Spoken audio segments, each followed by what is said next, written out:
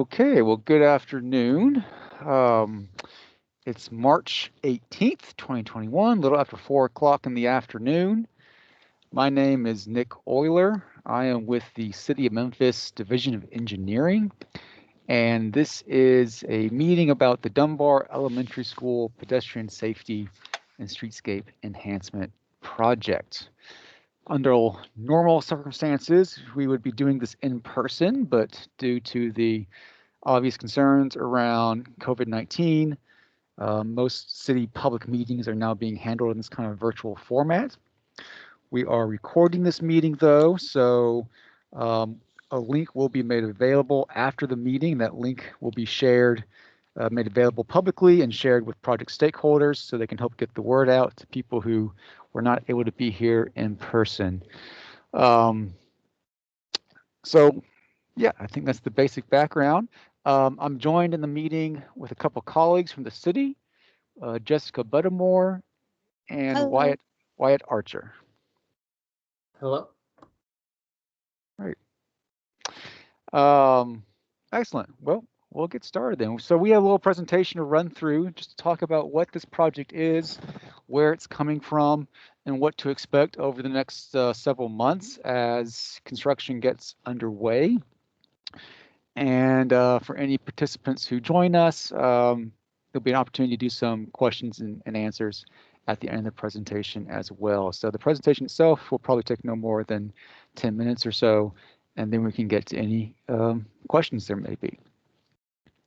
So with that, here's our agenda. We're going to look at the background and overview of the project, some current conditions in the project area, just to make sure we're all on the same page of what it's like there today, the project scope and design, exactly what it is that we are doing with this project, the timeline for construction, and then again, a Q&A session at the very end.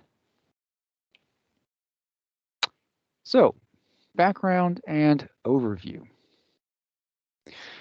In 2015, the City of Memphis Division of Engineering completed a Memphis Pedestrian and School Safety Action Plan. The cover of that document is what you see on the left-hand side of the screen here.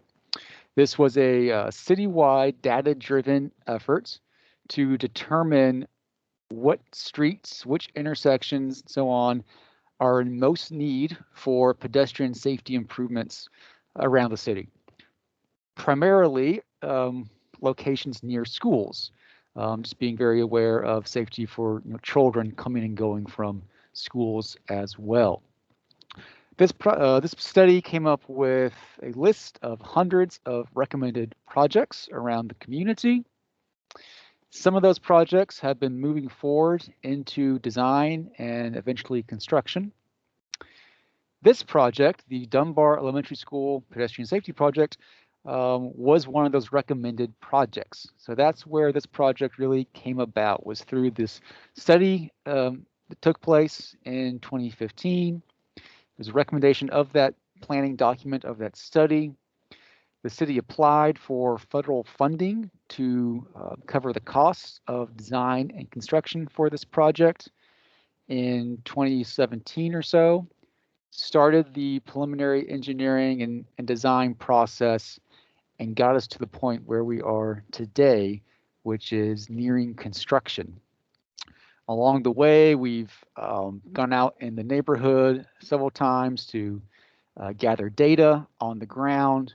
We have met with representatives of Dunbar Elementary School to gather their input as well. So, yeah, we're happy to show you here in a minute what the result is of all of that. This is the actual study area identified in the project. So Select Avenue on the south from Hamilton to David, and then the intersections of Hamilton and Select on the west side, and David and Select on the east side. So this is the actual area of the project where any activity will be concentrated. This was the area that we felt was in the highest need for pedestrian improvements, being that it's closest to the school and has the most concentration of pedestrian activity. That's not to say that there's not also a need for pedestrian improvements beyond this area. For example, up along Park Avenue, at Park and David, for example. Um, but unfortunately, with the limited budget that we have through the federal grant, we had to make some choices on how to best spend that money. And again, with the data we have and the conversations we've had, this area highlighted on the map is that area where, again, there's the highest concentration of pedestrian activity, the highest need for safety improvements. So this is the area that made the most sense to concentrate funding on.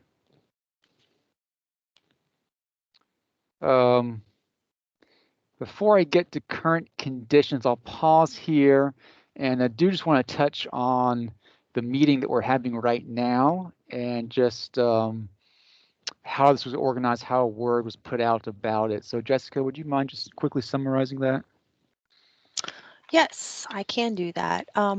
So we, the City Bikeway Pedestrian Program, sent out a public notice on March 3rd, and we sent notices to all addresses um, are that would be impacted, particularly um, by the intersection of David and Select.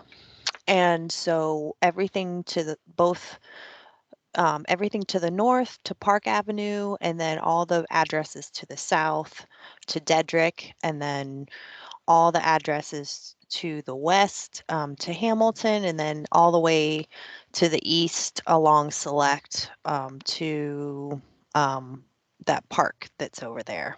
So about 3 blocks east and west, and then 2 blocks north and south. That was a total of about so we sent them to both residents currently living there, and then if there was a different address for the owner of the property, we also sent the notice to the owners. So it was a total of 140 notices that we mailed um, that just invited people to this information session and gave a little bit of just a really quick summary of some of the improvements that are planned for construction. And I think that's it. I think you're might be. Yeah, great. Yeah. Thanks, Jessica. Yeah. Yeah, I was muted there for a minute. So yeah, just wanted to put that out there and make sure everyone knew the efforts that we took to get people to participate in this meeting right now, this evening. But again, if they're not able to join us, this link will be provided to, or a link to this recording will be provided to still help spread the word. So moving on, current conditions. So I would think if you're watching this, you probably already are pretty familiar with current conditions along the street. You have an interest in this particular area, so you know it well. But again, just to make sure we're all on the same page, we're going to show a few photos that our team took while visiting the site and just some observations that were made. To be blunt, the pedestrian infrastructure in this area is lacking, is not in great shape in many places. So just looking at some of these photos here, you see that at many of the corners there is not a ramp that is compliant with the Americans with Disabilities Act. So for a person who uses a wheelchair or has limited mobility, or maybe even a parent pushing a baby stroller would have a difficult time going up and down from these curbs at the corner. And that's actually non-compliant with the law. So that's something that we want to fix. The sidewalks are barely visible. They have faded so much over time. There are places where there are obstructions in the sidewalk. The crosswalks are barely visible. They fade over time. The sidewalks often have obstructions in the middle of them, like you see in the bottom right photo there. There's a fire hydrant right in the middle of the sidewalk. So again, for somebody who may be using a wheelchair or just has some limited mobility, that creates a safety hazard. Some more photos, again, just showing that the state of the pedestrian infrastructure in this area, sidewalks that are crumbling or overgrown with weeds, maybe even almost missing in some cases. And when you have conditions like this, where the sidewalk is in that terrible shape, or again, if there's no actual curb ramp to get up and down from the sidewalk for some people may have no choice but to try and walk in the street or move in the street, which has some obvious safety concerns. So a lot of room for improvement from these existing conditions on the street. I'll also add that we did some analysis around speeds, the speed of cars moving along these streets, primarily David Street on the east. And as may not surprise you if you're familiar with the area, we did notice that speeding was a problem. Often drivers were going faster than the legal speed limit in this area. That's a problem anywhere, but particularly at or near a school where small children are trying to move around. So that's certainly a safety concern as well. So the issues that we saw on the ground were that, again, just in summary, that the existing pedestrian infrastructure was in pretty poor shape, had a lot of room for improvement, but that also there was the speeding issue that created some additional concerns. So project scope and design. So having those concerns in mind and knowing what the existing conditions are, and again, having met with representatives from the school to try and understand things from their perspective, we came up with designs to address these problems. So you have an overview of these of the proposed design on the screen in front of you, starting from the left side of the screen and working way to the east. So starting at Hamilton at Select, we are planning to install what we call bump outs. We'll show some pictures of these items here in a second, but just to first provide an overview.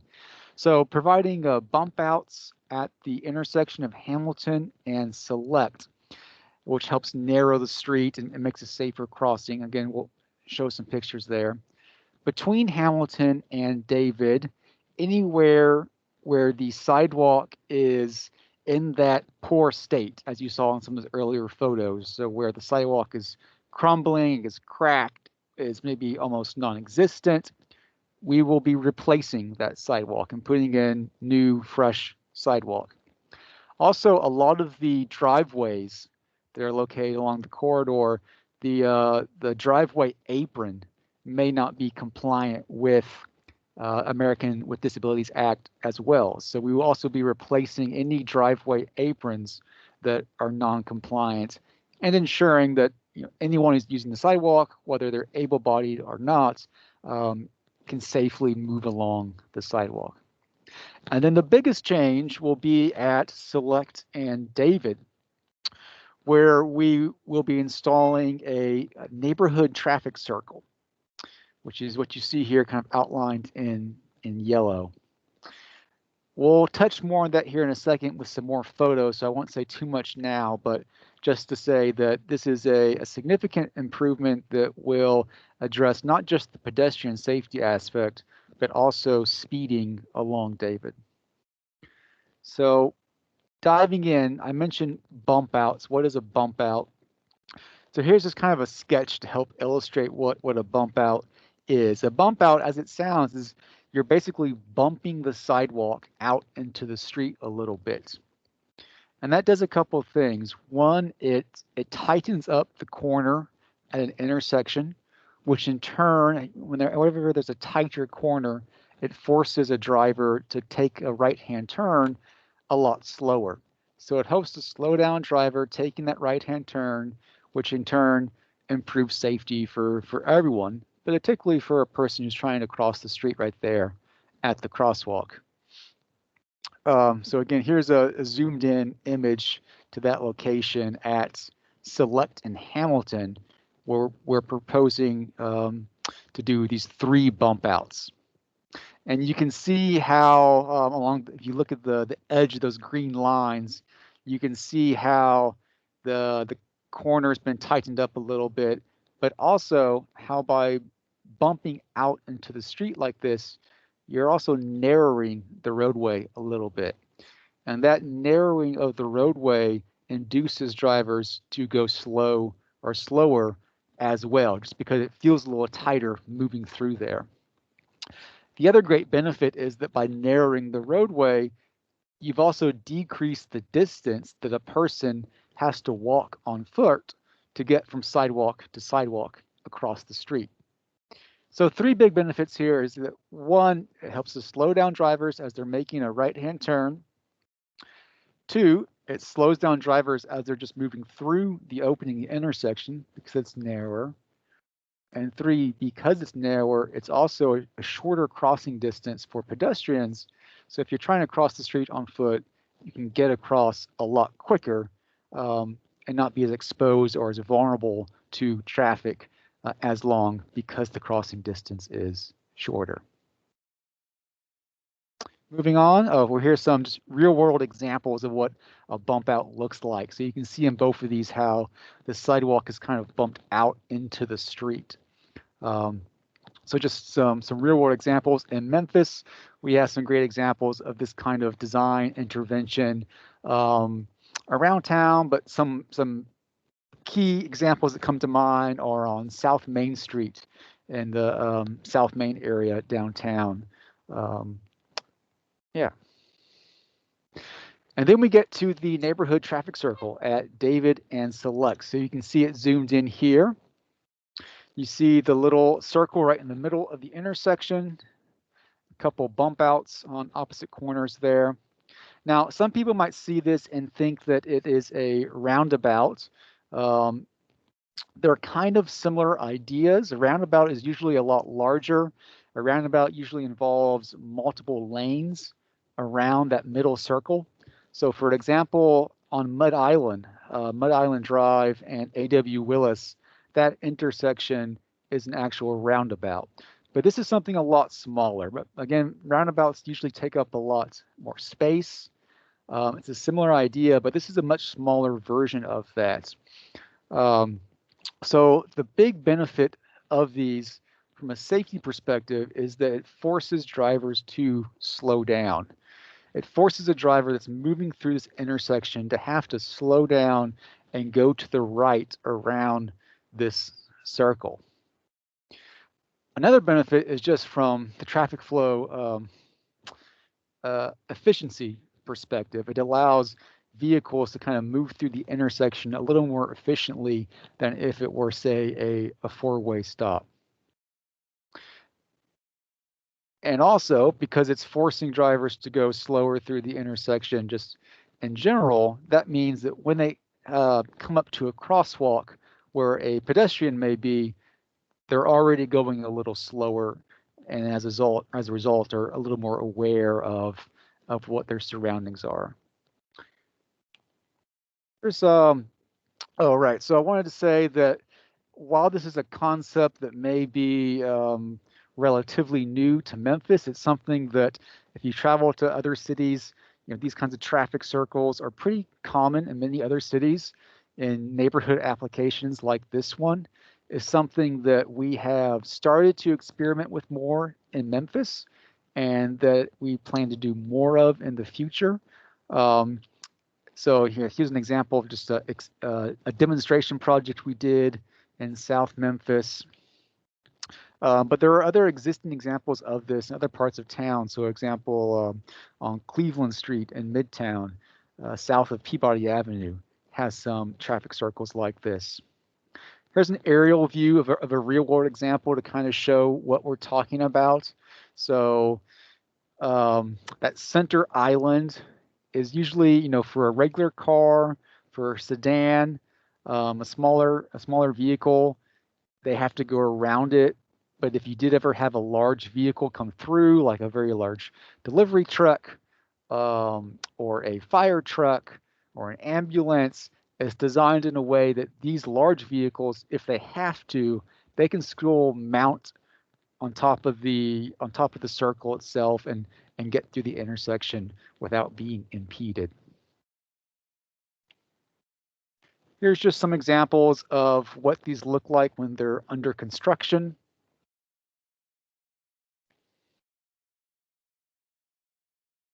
Some other examples of ones that are finished, what they look like.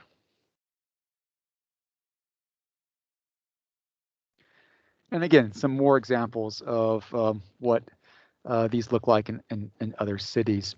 Now, the one that we're planning to do here, it's not big enough, unfortunately, to have any landscaping in the middle of it. If we wanted it to have landscaping in the middle of it, you really would have to make it a lot bigger, and then you have a whole number of other challenges to deal with, like widening the street, and we don't want to get to that scale of things. So the size of this won't allow landscaping, but we are planning to do a decorative surface treatment on top of the circle. So kind of like you see in this picture on the left, how the top of that circle has some red tinted concrete.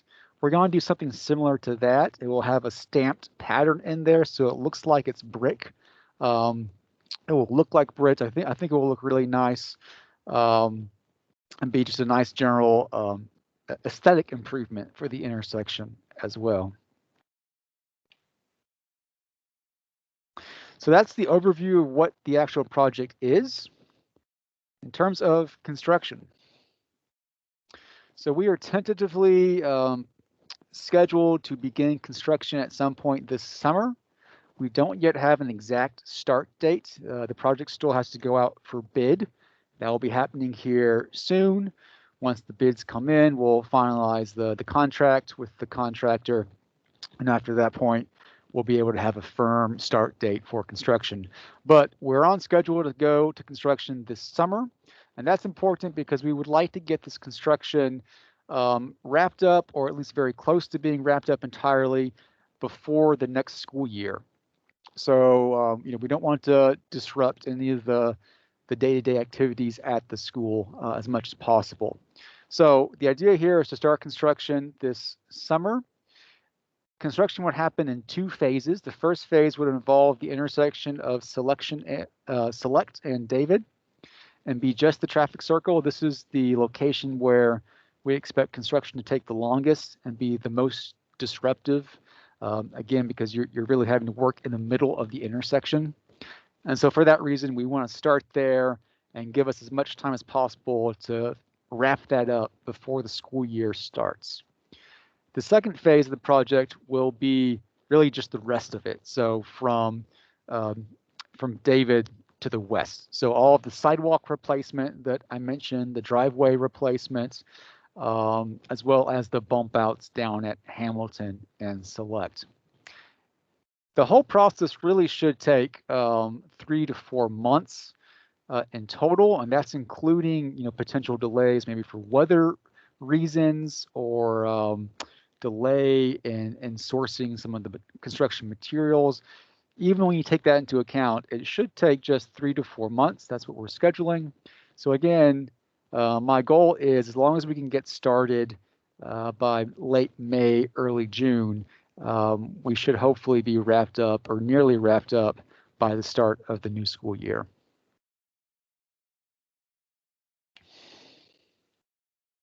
So that was it for the presentation.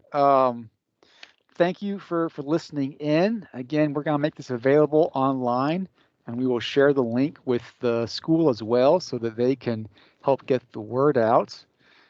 I actually know we have Principal Ingram from the school on the call or in the meeting right now. So if you would like to say anything, sir, you'd be more than welcome to. Or if you have any questions, of course, we'd be happy to start there. Thanks, Nick. I don't have any questions. I know we've worked together and I've had a chance to kind of look over the materials. And I just want to say thank you to you guys. This is definitely going to be a huge impact for our population as we are a true community school. We don't have any buses at our school. So all of our students are either car riders or walkers.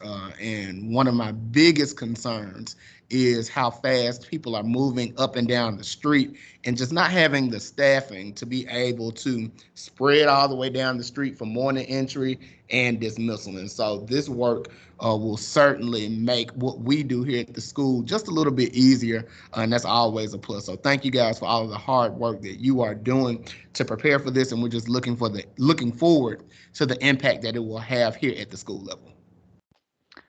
Well, great. We really appreciate you saying that and hearing it. It's what it's all about, right? Just knowing that we're trying to make a positive difference in the neighborhood and improve safety and conditions along the street. And we will definitely be keeping you and the school in the loop as we move forward. Thank you so much.